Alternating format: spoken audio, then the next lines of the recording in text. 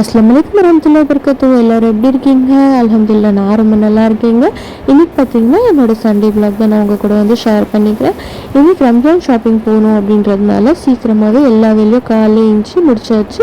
காலையில் பிரேக்ஃபாஸ்ட்டு பார்த்திங்கன்னா தோசை தான் ஊற்றி கொடுத்தேன். ஸோ காலையில் வந்து டீ போட்டு எல்லாேருக்கும் கொடுத்தாச்சு. தோசையை செஞ்சு கூட கொடுத்தாச்சுங்க.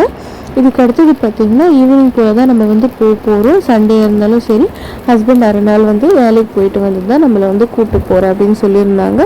ஸோ அதுக்காக பசங்களையும் வீட்டில் வச்சுக்கிட்டு நம்ம வேலையும் முடிக்கணும் அப்படின்னா கொஞ்சம் கஷ்டம்தான். அதனால் அவங்க எந்திரிக்கிறதுக்கு முன்னாடி காலையில் எல்லா வேலையும் வந்து செஞ்சுட்டேன்.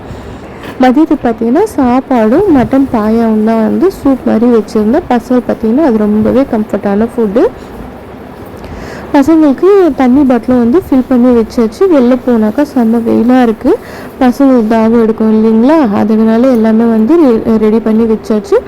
நம்ம வீட்டில் பார்த்திங்கன்னா இன்னும் 2 செல்லக்குட்டிஸ் வந்து வளருது. அதுக்கு பார்த்திங்கன்னா பால் சோறு போட்டாச்சு. அவங்க வந்து திருப்தியாக வந்து சாப்பிட்டுக்குவாங்க. காலையில் பார்த்திங்கன்னா துணியெல்லாம் வாஷ் பண்ணியாச்சு.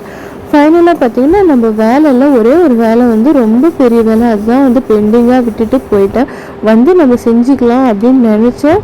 ஆனால் சொல்கிறேன், உண்மையிலேயே எனக்கு வந்து முடியல. நான் டின்னர் கூட நம்ம வெளியே சாப்பிட்டுக்கலாம் அப்படின்னு டிசைட் பண்ணுது.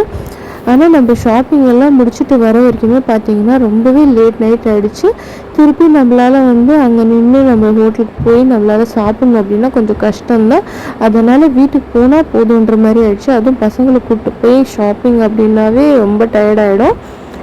வீட்டுக்கு வந்த பிறகு பார்த்திங்கன்னா என் அழகு பிள்ளைங்க, அவருக்கு 8 வயசு தான் ஆகுது. அவர் பார்த்திங்கன்னா எனக்காக அம்மா நீங்கள் எதுவும் செய்ய தேவையில்ல, நான் செஞ்சுக்கிறேன் அப்படின்ட்டு மாவு அவரே வந்து கலந்து இட்லியை வந்து ஊற்றிட்டு இருந்தார். நான் வந்து காலையிலே வந்து கலந்து வச்சுட்டு தான் போனேன். அதே பார்த்திங்கன்னா இப்போ நைட்டுக்கு அவர் எடுத்து ஊற்றுறாரு. அவரும் என் கூட தான் வந்தார். இருந்தாலும் பரவாயில்லன்னு அந்த டயர்லேயே வந்து சாமான்லாம் பார்த்திங்கன்னா நான் அப்படியே போட்டு போனேன். காலையிலே தான் எழுந்துச்சி செம்ம பெண்டு கண்டுச்சுங்க. இந்த வேலையெல்லாம் முடிச்சுட்டு நைட்டு டின்னர் பார்த்திங்கன்னா அவர் இட்லி போட்டார். நான் பார்த்திங்கன்னா மல்லாட்டை சட்னி செஞ்சேன்.